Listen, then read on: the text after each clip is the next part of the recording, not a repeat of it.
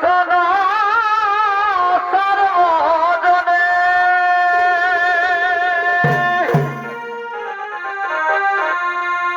বিধির বিপাকে কখন ঘটে বিঘটন হে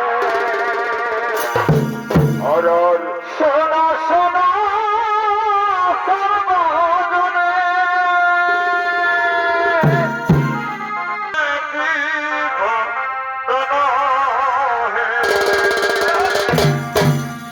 একদিনে কৈলাসে এই শিব নর এই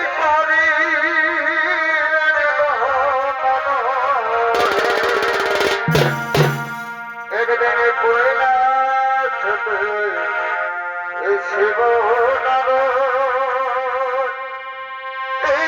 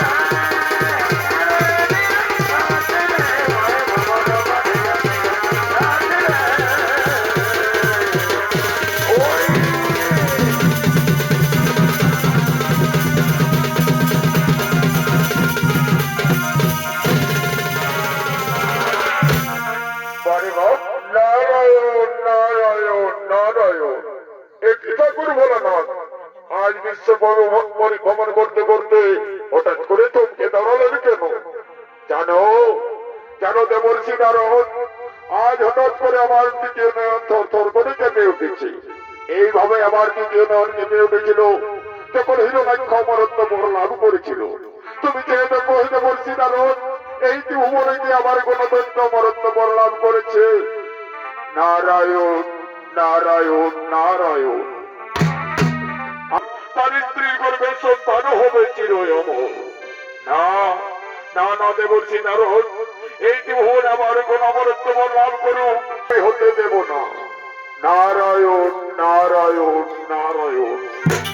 হে ঠাকুর ভোলানাথ, তাহলে এর কি কোনো বিধান আছে আপনার কাছে?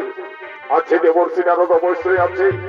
অসুর ত্রিপুরাসুর গৃহে ফিরে যাবে, গৃহে গিয়ে তার স্ত্রীর সাথে সহবাসী মিলন করবে, তবে তো তার স্ত্রীর গর্ভে সন্তান সৃষ্টি হবে। তার আগেই মতো বলতে তাকে আমি শেষ করে দেব।